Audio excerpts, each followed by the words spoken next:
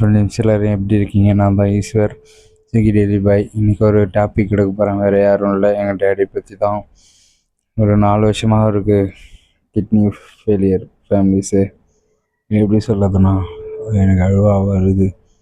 4 வருஷமாக பாடப்படுத்துது எங்கள் அப்பாவை. இது எதனாலனா சுகர், பிபி எல்லாருக்கும் ஒரு நோய். கிட்னிக்கு மட்டும் மருந்தே கிடையாதா ஃபேமிலிஸு. டயாலிசிஸு தாங்க முடியல, உடம்பு முடியல ஃபேமிலிஸு.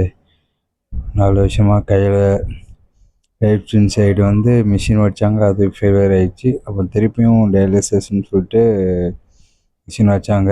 ஆப்ரேஷன் கிட்ட எங்கள் அப்பாவுடைய அக்கா அவங்க கொடுத்தாங்க. எங்கே கிட்னி கொடுத்தாங்கன்னா திருச்சி சீனிவாசனில் தான் வச்சாங்க கிட்னி. எங்கள் அத்தை தான் கொடுத்தாங்க. சட்டுன்னு சொல்லிட்டாங்க, உங்களுக்கு செட் ஆகலை கிட்னின்னு சொல்லிவிட்டு. அதுக்கப்புறமா ஹாஸ்பிட்டல் அடைஞ்சாங்க, இங்கே இருந்தாங்க.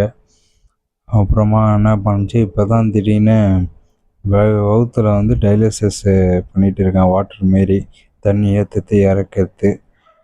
இப்போ திருப்பியும் ஹாஸ்பிட்டலில் தான். இப்போ அந்த கிட்னியும் சீல் கட்டின்னு ரொம்ப பார்க்குறதுக்கே கஷ்டமாக இருக்குது ஃபேமிலிஸு. எங்கள் அப்பாவை பார்த்து இங்கே தான் சேர்த்துருக்காங்க, பாண்டியில் வெங்கடேஸ்வராவில். எனக்கு ஒரு சப்போர்ட் பண்ணுங்கள். இதுக்கு தீர்வே இல்லையா? அதான் பண்ண தெரிஞ்சிடல ஃபேமிலிஸு. எங்கள் அப்பாவை பாடாக பார்த்துது. கடவுளுக்கு தான் கடவுளை வேணுங்க ஃபேமிலிஸ் எங்கள் அப்பாவுக்காக. இந்த வீடியோவை லைக் பண்ணுங்கள் ஃபேமிலிஸு. இது ஒரு கண்டென்ட்டாக நான் போடக்கூடாதுன்னு நினச்சிட்டு இருந்ததுனால எனக்கு தோணிச்சு, போட்டேன். ஒரு சப்போர்ட்டோடு பண்ணுங்க. என்ன தான் பண்ண, இதுக்கு மருந்தே இல்லையா?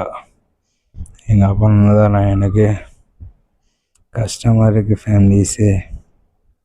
இதை உங்கள்கிட்ட ஷேர் பண்ண தான் வீடியோ போடுறேன். அதுக்காக சப்போர்ட் பண்ணுங்கள்.